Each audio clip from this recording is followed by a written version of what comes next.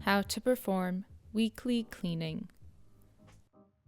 To begin, pull down the brewer, then pull up the cover. You will now have access to the milk and coffee lines.